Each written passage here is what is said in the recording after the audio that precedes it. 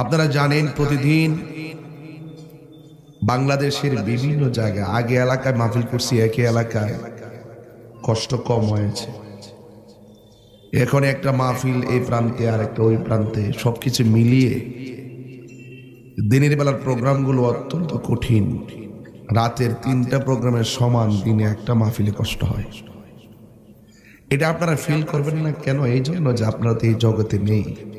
যারা এই জগতে কাজ করে অনেক কষ্ট করে, হাজারো গাড়িকে উপেক্ষা করে, রাস্তার বিড়ম্বনা, রাস্তার রিস্ক, কুয়াশা, ডাকাতের ভয়, গাড়ি ঘোড়া সবকিছু মিলিয়ে প্রতিদিন এভাবে চলা আল্লাহর অশেষ রহমত ছাড়া সম্ভব। ভাইয়েরা আমার, আসরের আজান হবে, হলেও আমরা আমাদের সুবিধা মতো করে মাহফিলটা শেষ করব, যেন আমরা শুধু আসরের নামাজটা পড়তে পারি। আজান দিলে আপনারা মাহফিলটা ভেঙে দিবেন না। আমরা আমাদের সুবিধা মতো করে মাইক ছাড়বো, যেন এক চান্সে কিছু কথা বলতে পারি। সবাই কি রাজি আছি? সবাই শুকরিয়াতান পড়ুন আলহামদুলিল্লাহ। লাখ কোটি দরুদ ও সালাম ওই নবীর নূরানি কদম মোবারকে, যিনি হায়াতুন নবী, নূর নবী, গায়বের খবর দেন ওয়ালা হুজুরপুর নূর সাল্লাল্লাহু আলাইহি ওয়াসাল্লামের উম্মত হিসাবে আল্লাহ পাক আমাদের সকলকে কবুল করেছেন। শুকরিয়াতান পড়ুন আলহামদুলিল্লাহ।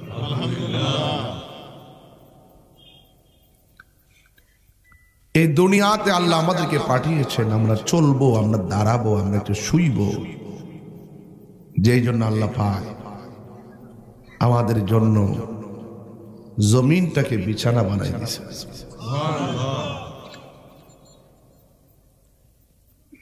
দিনের বেলা কাজকর্ম করব, আল্লাহ পাক দেখার জন্য ফোকাস হিসাবে আসমানের সূর্য লাগিয়ে দিয়েছে।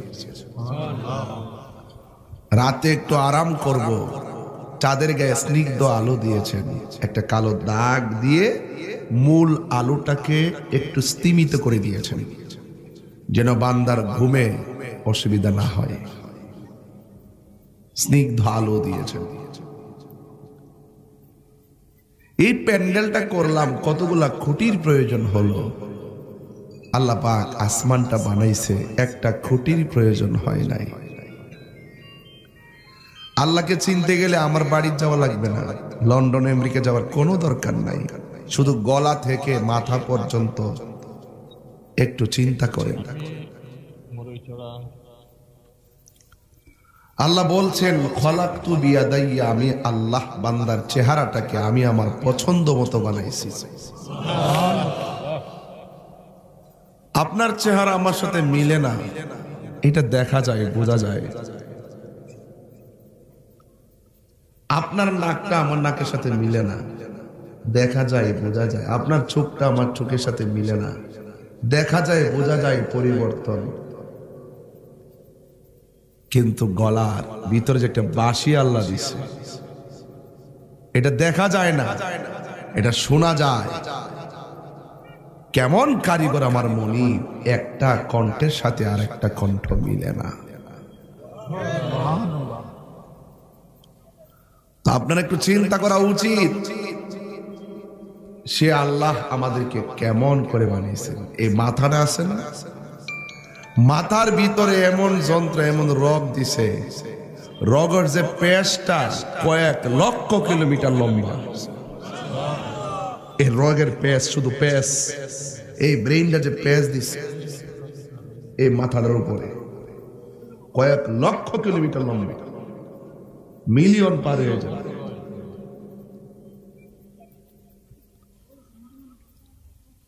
আমাকে এই মাত্র বসার পরে এন্তেজামিয়া কমিটির পক্ষ থেকে একটা বিষয় দিছে। আসলে সময়ের কারণ বিষয়টা খুব লম্বা, এরপর আমি চেষ্টা করব অল্প অল্প করে টাচ দেওয়ার জন্য। রাসূল পাকের আদরের নাতি ইমাম হাসান ওয়া হুসাইন, ইমামে আলী মুকাম হকের জন্য জীবন দিয়েছিলেন নাকি ক্ষমতার জন্য জীবন দিয়েছিলেন? এই বিষয়টা নিয়ে আলোচনা করার কথা বলছি। এটা তো বহুত লম্বা ঘটনা রে বাবা। আমি দৌড়ায় এসি খাবারের সাথে জিয়ারত করতে পারিনি, ডাইরেক্ট গাড়ির থেকে নাইমে স্টেজ আইলাম। এত লম্বা আলোচনা করুন কেমনে, সময় আর ব্যাপার। আবার একটু মহব্বতে বলতে হবে, ইমাম হুসাইন রাদিয়াল্লাহু তাআলা আনহু কি চেয়ারের জন্য জীবন দিছে নাকি হকের জন্য? আমরার কি উচিত? আমাদেরও উচিত চেয়ার তুচ্ছ, ক্ষমতা তুচ্ছ, আহলে বাইতের মহব্বত সবার শ্রেষ্ঠ। ঠিক আছে কিনা বলেন? আল্লাহর হাবিব যাকে অনেক ভালোবাসতেন,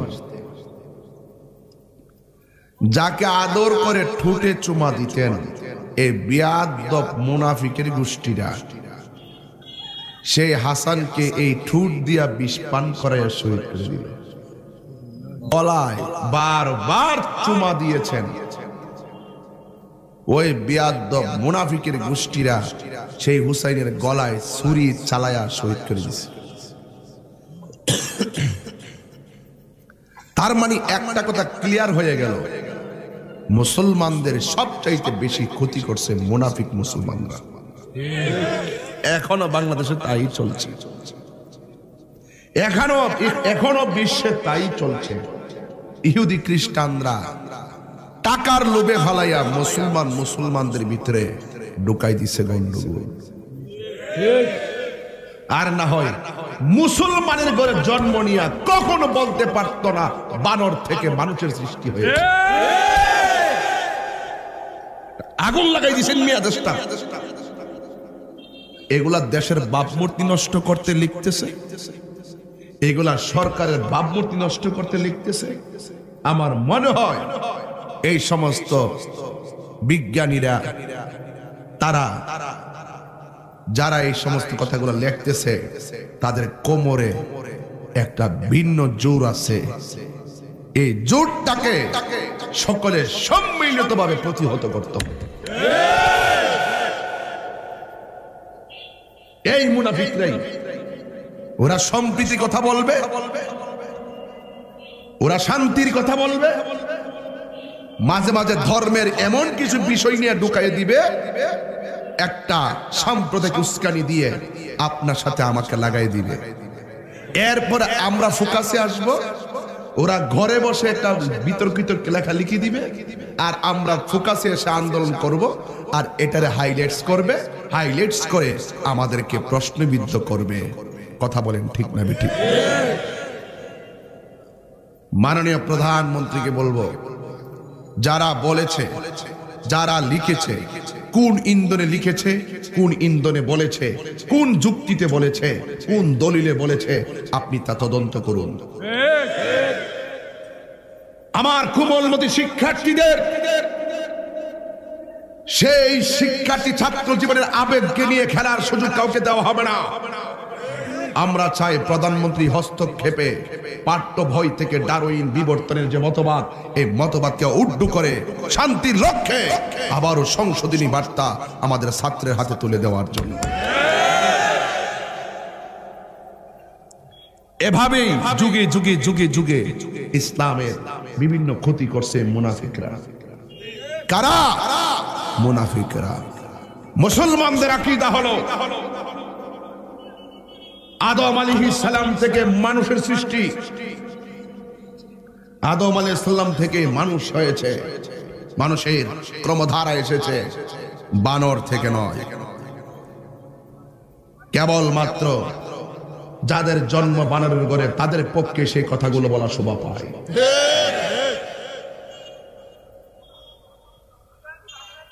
আমার বক্তব্যকে কেউ রাজনৈতিক গন্ধ খুঁজবেন না। আমি যখন দেখবো আমার ইসলাম, আমার কোরআন, আমার রাসূল, আমার আল্লাহ, এই চার জায়গায় যখন কেউ নিয়ে খেলতামশা করবে, XYZ সে যে কি হোক না কেন, তার বিরুদ্ধে লড়ে যাবেই তাহির। এই মুনাফিকের গোষ্ঠীরা এখনো আছে। এই কর্মধায় আছে। ওই ইয়াজিদের উত্তরসূরিরা কথা বলেন ঠিক কিনা বলেন?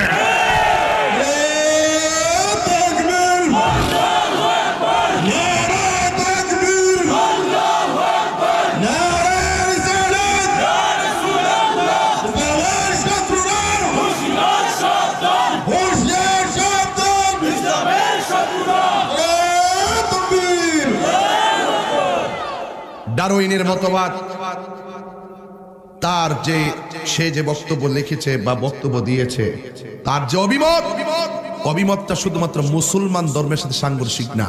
তার এই মতবাদকে কোনো ধর্মই অ্যালাউ করে না। কথা বলেন ঠিক কিনা বলেন? তো যেটা কোনো ধর্মই অ্যালাউ করে না, সেটা আমার পাঠ্যপুস্তকে থাকবে কেন?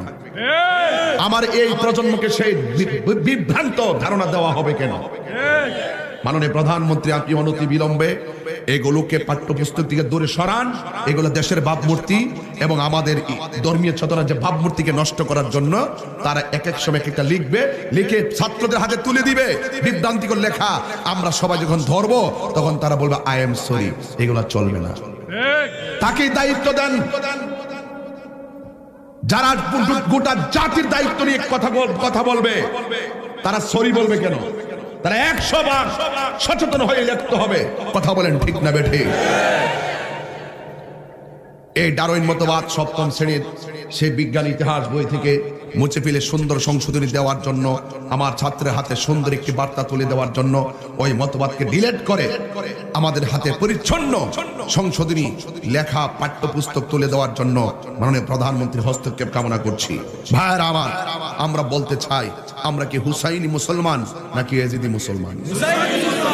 এখন আমি প্রতিবাদ করছি, এই প্রতিবাদ করতে গেলে জোর লাগে, জোর। এই প্রতিবাদ করতে গেলে সাহস লাগে। আমি কেন বলছি? আমি ইমাম হুসাইনের চেতনাকে লালন করি। যেহেতু আমাকে কারবালা দিয়েছেন, আমি হুসাইনি চেতনাকে লালন করি। আমি আগুনকে আগুন বলবো, পানিকে পানি বলবো, সাদাকে সাদা বলবো, কালোকে কালো বলবো। আমি যদি এখানে কালোকে সাদা বলি, আপনি কি আমাকে মানবেন?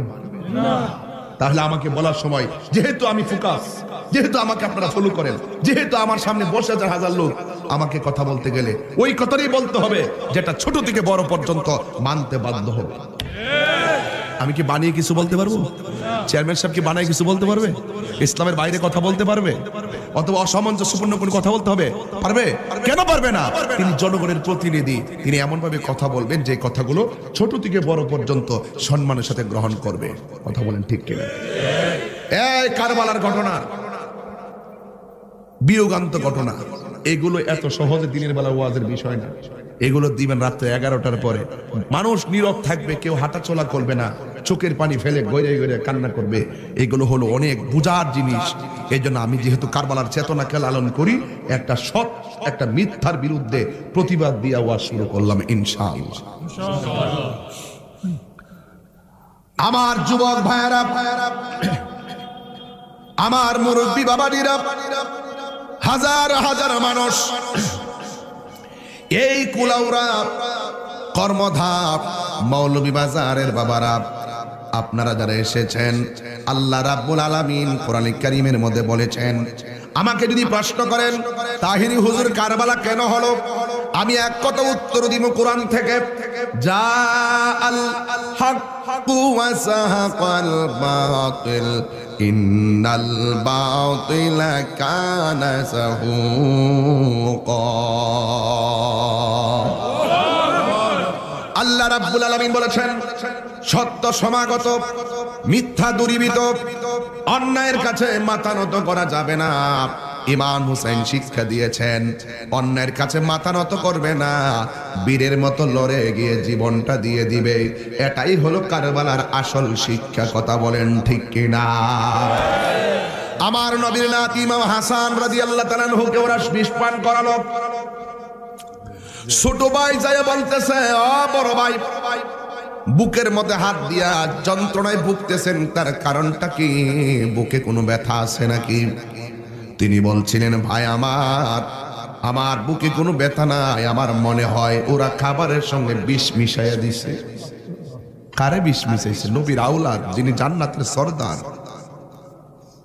যিনি জান্নাতের সর্দার, তাকে বিষ পান করাইছে। আবার ওই ইমাম হাসান হুসাইনের সঙ্গে বিরোধিতা করে বেহেশতে যায় বাগা, লাথি মাইরা ফালাই সিন্নি খাইলে কার দ্বারা মোল্লা সিন্নারে বিয়াদ্দবের গোষ্ঠীরা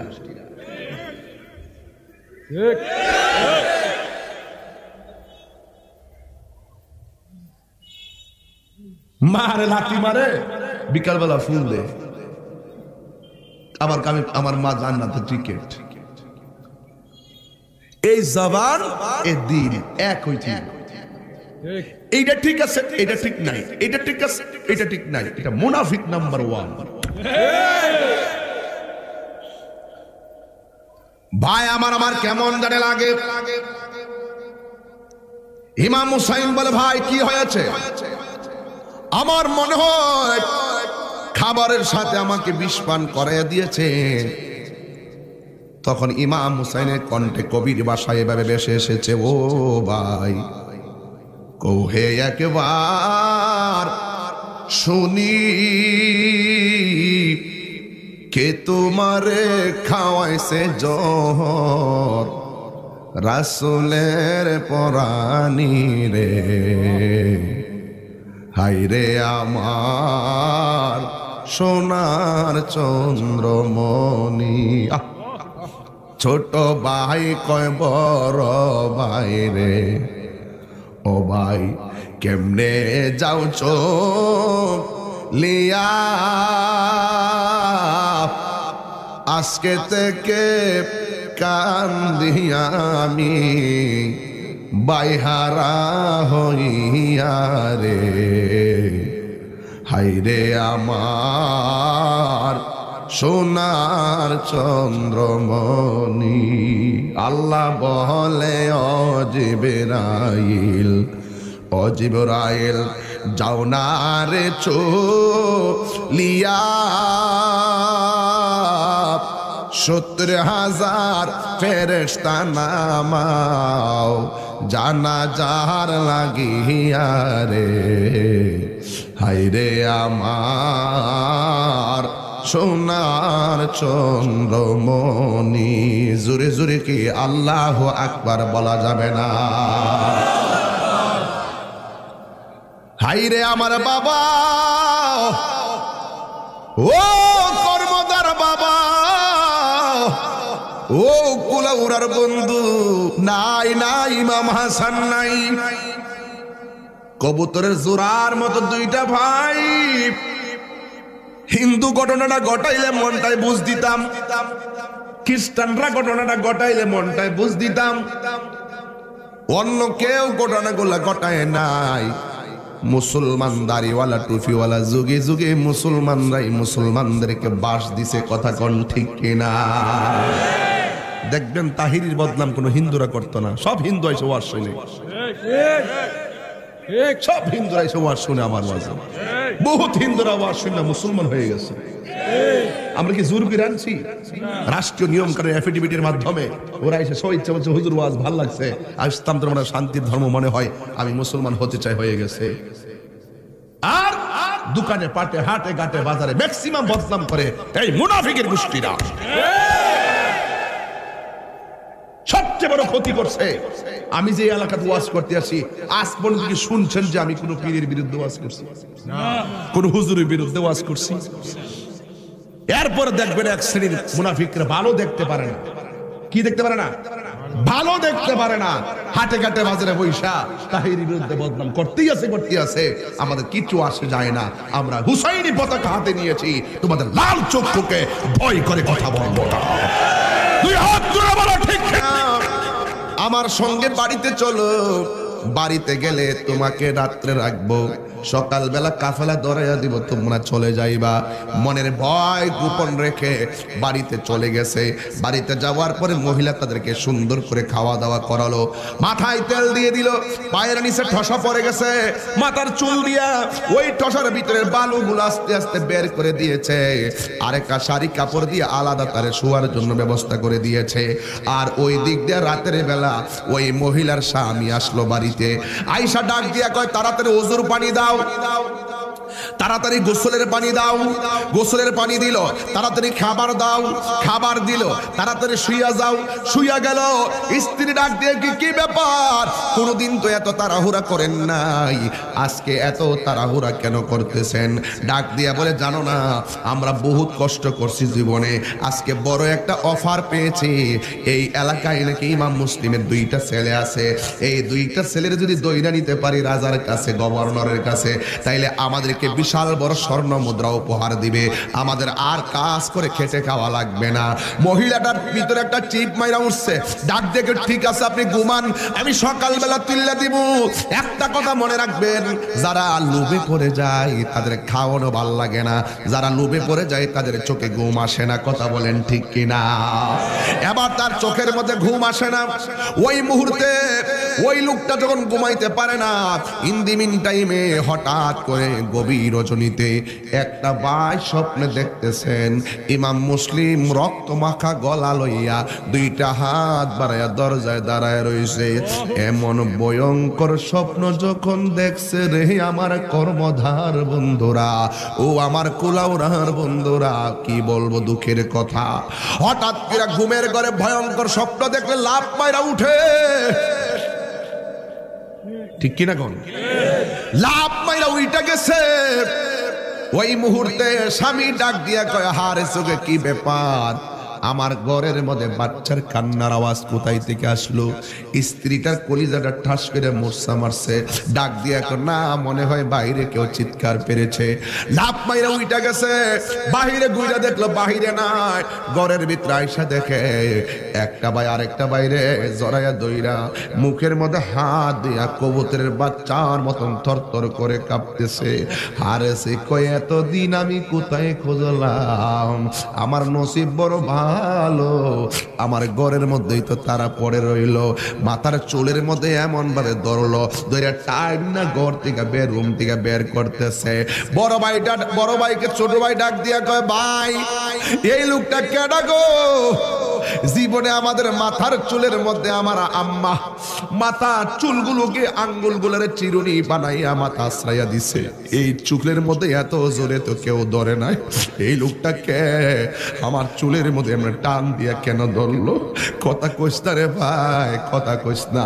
টাইম না খেসরাইয়া বাইরে আনলো, আইনা কয় আমার ঘরের মধ্যে এই লোক আছে, আমি সারাদিন কষ্ট করলাম, চলো রাজ দরবারে। ডাক দিয়া কয়, আমরা রাজ দরবারে যাব না, আমরা মদিনার দরবারে যাব। আল্লাহু আকবার কন্যা, আমাদেরকে ছেড়ে দাও, আমরা যাব হুসাইনের কাছে যাব।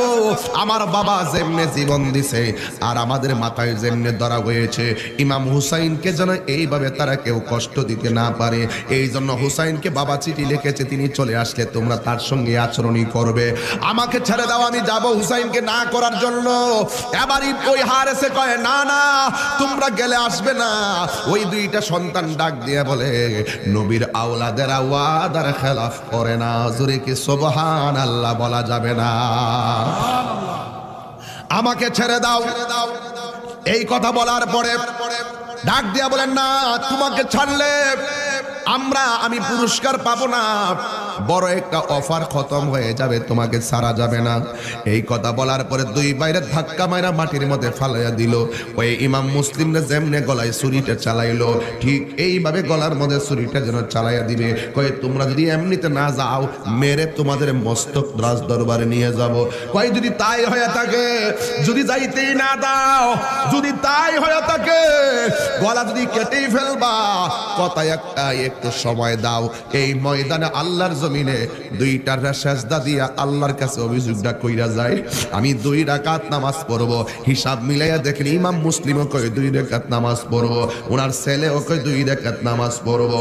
এই 2 রাকাত নামাজ পড়ার পরে বড় ভাইটা সামনে ছোট ভাইটারে ধাক্কা মাইরা ফালাইয়া গলার মধ্যে ছুরিটা যখন চালাইয়া দিবে, বড় ভাইটা ডাক দিয়ে কি, খবরদার রে হারেস, আমার সামনে আমার বাইরে গলার মধ্যে ছুরি চালাইস না। কেন কেন কেন? আমার বাবা চলে গেছে, আমি তার অভিভাবক, আমার সামনে আমার ভাইরে গলা কাটলে আমার সহ্য হবে না। জবাই যদি করতে হয় আমার আগে আমার ভাইরে জবাই করবা না, আমার ছোট ভাইকে ছেড়ে দাও, আমাকে জবাই আগে করো, এরপরে করলে আমার ভাইকে করো। ছোটটারে ফালাইয়া আবার বড়টারে ধাক্কা মাইরা ফালাই ফালাইলো, ফালাইয়া গলার মধ্যে ছুরিটা চালাইয়া দিব। ছোট ভাইরা ডাকে কে খবিস, এ মুনাফিক নাফরমান, কেমনে বাবলি বাবার জায়গায় আমার বড় ভাইটা আমার সামনে গলা কাটবি, আর আমি ছায়া ছায়া তামসা দেখমু, হতে পারে না। জবাই যদি করবা ভাই বর্ধন রক্তের বাঁধন। ও আমার কর্মদার বাবারা, একটা ফ্যামিলির মধ্যে যদি তিনটা ভাই তাকে মিলেমিশে থাকতো, একটা ভাই আরেকটা ভাইয়ের সঙ্গে মিল্লা থাকবেন, সমাজের মানুষ আপনারা ভালো বলবে, আল্লাহ ভালো বলবে। এই জন্য ভাইয়ের বন্ধন যেন কখনো কোনো কারণে ছিন্ন না হয়। আপনি লন্ডন থাকেন, সিঙ্গাপুর থাকেন, কিন্তু অসুবিধা নাই, একটা ভাই দূরে থাকলেও অসুবিধা নাই, কিন্তু মনের দিক দিয়া একটা রাজ্যে বসবাস করা লাগবে, তাইলে আপনার ঘরের মধ্যে সৌন্দর্য বিকশিত হবে। এবার বড় ভাইটার গলায় ছুরি চালাইব, ছোট ভাইটা কয় হারে জবাই যদি করবা আমার সামনে বড় ভাইরে করলে আমি মানব না, আর আমার বড় ভাইয়ের সামনে আমার জবাই করলে আমার ভাই মানবে না। তাইলে একটা কাজ করো, দুইটা বাইরে সমান সমান করে মাটিতে শুয়াইয়া দুইটা বাইরের গলার মধ্যে সমান তালে তুমি ছুরিটা চালাইবা। একজন যেন আগে না মরে, একজন যেন পরে না মরে, এক তালে গলায় ছুরি চালাইও। নাই নাই, ইমাম হুসাইনের গলা, ইমাম হুসাইন এই প্রতিনিধি ইমাম মুসলিমের দুইটা ছেলে, ইমাম মোহাম্মদ আর ইমাম ইব্রাহিম, দুইজনে গলায় ছুরি চালাইছে। ওই দিক দিয়ে ইমাম হুসাইন চলে আসতেছে। ওই কাফেলার মধ্যে ইমাম মুসলিমের একটা মেয়ে ছিল, মেয়েটা ডাক দিয়ে হুসাইন, কোনদিন তো আমার এত আদর করেন নাই, গরমের কারণে মাথায় পানি দিয়ে দিতেছেন, আর গরমের কারণে কাউকে পানি দেন নাই, কিন্তু নবী তো গায়েবের খবর দেন ওয়ালা। কথা বলেন না, কথা বলেন না। আরে বাবা, এই জন্য অনেক মৌলবীরাও তো কারবালার ওয়াজ করে না। কারবালার ওয়াজ করতে গেলে আমার নবী যে গায়েবের খবর জানতেন, এই কথাটা মাইন্না ওয়াজটা করা লাগবে। কথা বলেন ঠিক কিনা? একটা বোতল দিছে, বোতল। উম্মে সালমার কাছে নবী বলছিল, উম্মে সালমা, এই বোতলের মাটিগুলো যেদিন রক্ত হয়ে যাবে, সেই দিন মনে করবা আমার কলিজার টুকরা ইমাম হুসাইন শহীদ হয়ে গেছে। আল্লাহ আকবার বলবেন না? আরো বড় করবেন আল্লাহ আকবার। এবার ইমাম হুসাইন দেখলেন কুবডা দিতে দেরি, ডাল থেকে রক্ত বের হয়ে গেল, গোড়ার পা গুলো মাটিতে ডেবে গেল। খেজুরের ডাল দিয়া বালুর মধ্যে গাইরা তাবু দিয়া পর্দা বানায়া ঘর বানাইয়া ইমাম হুসাইন শহর বানো জৈনবের লইয়া, আমার বাতিজি সখিনারে লইয়া, তোমরা মহিলারা পর্দার ভিতরে অবস্থান করো। নামাজ যেমন ফরজ, পর্দাও তেমন ফরজ। দেখছেন নি কারবালার শিক্ষার মধ্যে পর্দা আছে, নামাজও আছে। কথা বলেন ঠিক কিনা? ওরা বের হয় নাই। ইমাম হুসাইন পর্দার বাইরে, কি ব্যাপার, আপনার দাওয়াত করলেন, এই অবস্থা কেন? ডাক দিয়ে হুসাইন, সময় আছে আমাদের কাছে, তুমি বায়াত গ্রহণ করো, আমরা যেমনে বলি এমনি চলা লাগবে। ইমাম হুসাইন বলে, তোমরা আমাকে বলছো আমার কাছে বায়াত হবে, তোমরা নবীর আদর্শ প্রতিষ্ঠা করতে সহযোগিতা করবে, এখন তোমরা উল্টা নবীর আওলাদের বিরুদ্ধে অবস্থান নিয়েছ। তোমরা সর্বপ্রথম মুনাফিকি করেছ। এই মুনাফিকদের সাথে জীবন দেওয়া যায়, কিন্তু ঈমান দেওয়া যায় না। আরো বড় করে কোন আল্লাহু আকবার। ঈমান দেওয়া যায়। আল্লাহ বলছেন, ওয়ালা তাহসাবান্নাল্লাযীনা কুতিলু ফী সাবিলিল্লাহি আমওয়াতা বাল আহইয়াউ ইনদা রাব্বিহিম ইউরসাকুন। আল্লাহ বলছে, যারা আমি আল্লাহর পথে নিহত হয় এদেরকে তোমরা মৃত বলে ধারণা করিও না। এরা হলো জিন্দা, শুধুমাত্র জিন্দা না, শুধুমাত্র জিন্দা না। আল্লাহ রাব্বুল আলামিন বলেন, ওই শহীদগণ আমি আল্লাহর পক্ষ থেকে জান্নাতি খাবার খাইতেছে। ইমাম হুসাইন বলে, তোরা চিনস্তি আমি কেডা? আমি হইলাম কোটি কোটি নারী সমাজের সর্দারিনী, খাতুনে জান্নাত মা ফাতেমার বেটা। আমার সিনুসনি আমি কেডা? আমি কইলাম মৌলা আলীর বেটা। আমার সিনুসনি আমি কেডা? আমি হইলাম জান্নাতের মালিক রহমাতুল লিল আলামিনের কলিজার টুকরা নাতি হুসাইন। আমি জীবন দিব কিন্তু ঈমান দিব না। এখন তারা কি করছে দেখেন, মানুষের কয়েকটা দুর্বল পয়েন্ট থাকে, একটা দুর্বল বের করেছে। যেহেতু ইমাম হুসাইন পরিবারের সঙ্গে অস্ত্র কম, এই জন্য অস্ত্র নিয়ে তারা টেনশন করে না। এরা প্রথম পলিসি লোক বেশি লাগাইছে। 72 জনের জন্য 80,000 দরকার নাই, 40,000 দরকার নাই। 72 জনকে মেরে ফেলার জন্য মাত্র 5,000 লোকই যথেষ্ট, কিংবা 2,000 লোকই যথেষ্ট। এরপরে এত লোক লাগাইছে কারণ কি? কুফাবাসীর লোকেরা জানতো, এই মুনাফিকরা জানতো ইমাম হুসাইনের সৈন্য সংখ্যা কম হতে পারে, তার গায়ের জোরের চাইতে বেলায়েতের পাওয়ার কম না বেশি। আরো বড় করে কি আল্লাহু আকবার বলবেন না? এরপর আরেকটা দুর্বল পয়েন্ট হলো, ওরা হুসাইনের চতুর্পাশে যে ফুরাতের পানি আছে সব পানিগুলা বন্দি করে দিয়েছে। ওরা প্রথম আঘাত করে নাই। যখন আস্তে আস্তে দিন যায়, পানিগুলা শুকাইয়া যাইতেছে, পানি কমে গেছে, মস্কের মধ্যে পানি নাই, ওরা ফুরাতের পানি বন্ধ করে দিছে। দেখছেন নি কেমনে ঠান্ডা ওয়াজ করতাম রে বাবা, যেই নবী সৃষ্টি না হইলে পানি হইতো না, ওই নবীর আউলাদের জন্য তারা পানি বন্ধ করে দিল। রাসূল বলছেন দুইটা জিনিসের বাধা দিও না, একটা হলো রাস্তার বাধা, আর একটা হলো পানির বাধা। ওরা পানির বাধাই দিয়ে ফেললো, রাস্তায় ব্যারিকেড দিয়ে সীমা লঙ্ঘন করলো। ইমাম হুসাইন রাদিয়াল্লাহু তাআলা আনহু ওনার জন্য পানিটা বন্ধ করে দিল। এই পানি আস্তে আস্তে তাদের পানি যখন ফুরাইয়া গেল, শহর মানুষ ডাক দিয়া কয়, স্বামী গো, আমার 6 মাসের বাচ্চা। বাংলাদেশের কিছু কুলাঙ্গার বাচ্চারা বলে, কি বলে জানেননি? ইমাম হুসাইন নাকি যুদ্ধ করার জন্য কারবালায় গেছে। আপনার জবান খুলে কোন, তিনি কি যুদ্ধ করার জন্য গিয়েছেন? যদি যুদ্ধ করার জন্য যাইতো তাইলে কি 6 মাসের বাচ্চা কি যুদ্ধের মাঠে লইয়া যায়? কারবালার সঠিক ইতিহাসকে বিকৃত করে। যদি যুদ্ধ করতে চাইতেন কখনো 6 মাসের বাচ্চা সাথে নিতেন না, কখনো মহিলা নিয়ে যেতেন না। যুদ্ধে যারা পারদর্শী তাদেরকে নিয়েই তিনি যুদ্ধ করতে যেতেন। আর যুদ্ধ করতে গেলে কখনো নিজের এরিয়া ছেড়ে ভিন্ন এরিয়ায় যেতেন না, এবং কোনদিন অসুবিধা করে যুদ্ধ করতেন না। কারণ ইমাম হুসাইন নানাকে বলছিল, না না, আমি কিচ্ছু চাই না, একটা ঘোড়া চাই, ঘোড়া। উনি এত জিহাদের জন্য উদ্বুদ্ধ ছিলেন। তিনি কি রাস্তা বুঝতেন না? তিনি কি যুদ্ধের সিস্টেম বুঝতেন না? বুঝতেন।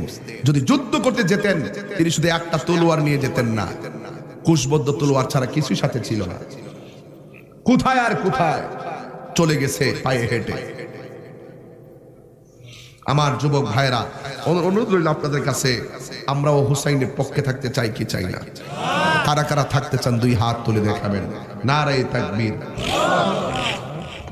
নারে রিসালাত।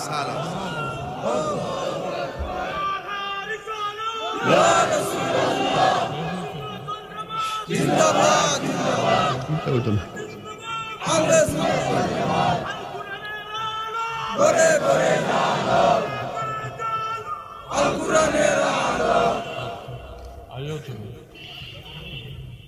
দুইটা স্লোগান দিছ, অনেক গলার আওয়াজ, মনে করছি মাইক বুঝি। এখন বুঝালো 3টা মাহফিল কেমনে করি, কি ছিলামটা ছিল, 3টা আওয়াজ দিছ, বুঝছো নি? ব্যাপারটা কত জটিল, বহুত কঠিন। একবার মাইকিং করে গলাটা ভেঙে লেছি, গেলেবার দেহ তাই কেমন আওয়াজ 3টা করে। আল্লাহর রহমত ছাড়া সম্ভব। নবীর প্রেমিকেরা কইতাম নি একটা শান চেয়ারম্যান কি তাগো ওই তো নি শান হইতো নি রে বেটা, রাখ বাবা। চেয়ারম্যান জন জোয়ান চেয়ারম্যান পাইছে, আমার গাইতে অসুবিধা কি? মনে হচ্ছে 22 বছরের বলা চেয়ারম্যান হয়ে বেরিয়েছে। মাশাআল্লাহ, আল্লাহ চেয়ারের মধ্যে আরো বরকত দাও। আমিন, আরো যেখানে আমিন। কন্যা কন্যা নবীর প্রেমিকেরা দিশাহারা মরণের ভয় করে না প্রেম তো মরে না রে প্রেম করেছে আয়ুব নবী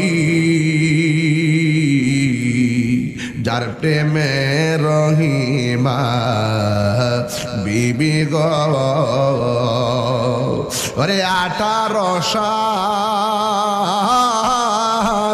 কি রাখাইলো তব প্রেম তো মরে না প্রেম তো মরে না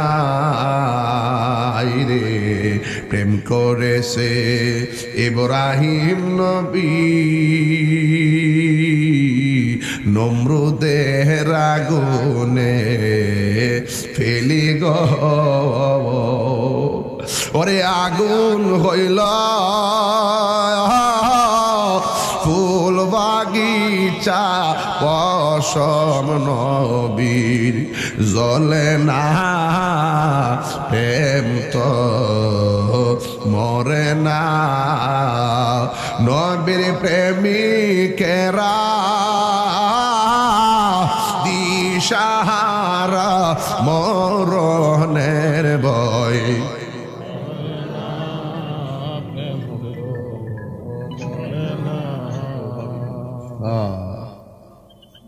ঠিক আছে বুঝছি আমি যে খাইলাম না কিচ্ছু তোরা তো একটা চা কফিও দিলে না অন্তত কফিটা খাইলে তো পেটটা বললই না বুঝলাম না অতকা নাই তোর রাস্তা কালকা খাইছি দি কালকা দিও আজকা দিও না আজকার দরকার নাই আগামীকালে দিও কি একটা ব্যাটারি দিছে কফি ডালতে হ্যাঁ হাত কাঁপতাছে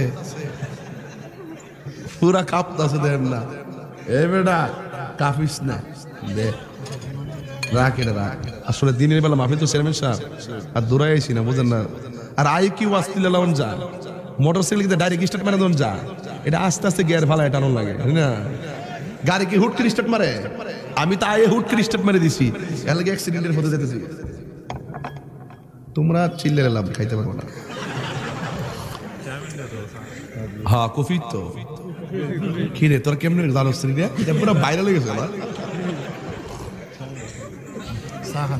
ওই চেয়ারম্যান সাহেব দেশ না আর একটা কাপলো তা বুঝোস না সামাজিকতা বুঝোস না রে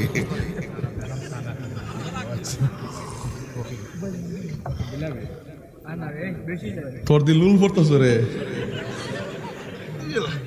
না না দে ওই হুজুরে দে আরেকটা দাও হুজুরে দাও আর আমার বাজিরে দাও পিসাব রে দাও ইয়া আল্লাহ কিদা করে রে